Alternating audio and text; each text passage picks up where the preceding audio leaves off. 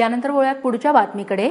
मुंबईतल्या भायखळा जेलमध्ये झालेल्या मंजुळा शेटे हत्या प्रकरणाची महिला आयोगानंतर आता महिला खासदारांनी देखील दखल घेतलेली आहे आणि त्या एकवटल्यात।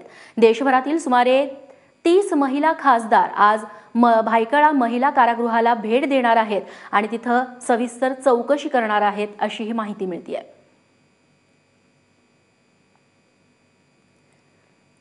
काही दिवसांपूर्वी मंजुळा शेटे हिचा मृत्यू झालेला होता आणि पोलीस अधिकाऱ्यांनी मारहाण केली होती आणि त्यातून ती जखमी झाली होती आणि त्यामुळेच तिचा मृत्यू झाला असा आरोप लावण्यात आला। त्यानंतर चौकशी करण्यात आली आणि या प्रकरणी 6 पोलीस अधिकाऱ्यांना चौकशीसाठी ताब्यातही घेण्यात आलं होतं। रश्मी पुराणिक आमच्या प्रतिनिधी आपल्याला अधिक माहिती देतील। रश्मी, 30 खासदार महिला खासदार आहेत, त्या या कारागृहाला भेट देणार आहेत असं कळतंय, काय कारण आहे नेमकं यामागचं? रेश्मा, संसदेची वुमेन एम्पॉवरमेंट कमिटी जी आहे त्यामध्ये अनेक महिला खासदार आहेत आणि त्यांची एक बस आहे जी आता भायखळा जेल येथे पोहोचलेली आहे। संपूर्ण जे प्रकरण झालं आहे त्याची माहिती घेण्यासाठी आलेले आहेत। वंदना चव्हाण ह्या राष्ट्रवादीच्या ज्या खासदार आहेत त्यांनी माहिती दिली आहे की ही समिती जेव्हा अशा पद्धतीचे प्रकरण होतात तेव्हा व्हिजिट करतात, संपूर्ण प्रकरणाची माहिती घेतात, अहवाल तयार करतात।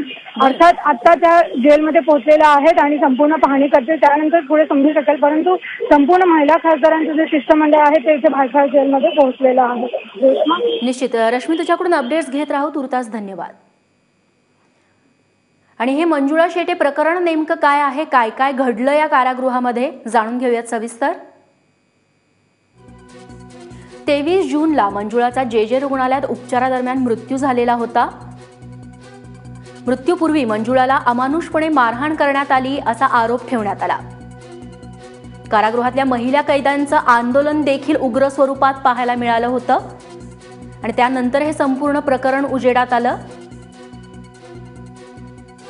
मंजुळाचा लैंगिक छळ झाल्याचा आरोप देखील आरोपी इंद्राणी मुखर्जी हिने केलेला होता आणि इतर कारागृहातल्या कैद्यांनी देखील हेच आरोप केले होते। राज्य महिला आयोगाकडून त्यानंतर या प्रकरणाची सखोल चौकशी सुरू झाली। अहवालात मारहाण झाल्याचं स्पष्ट देखील झालं, मात्र लैंगिक छळाबद्दल संशय कायम होता।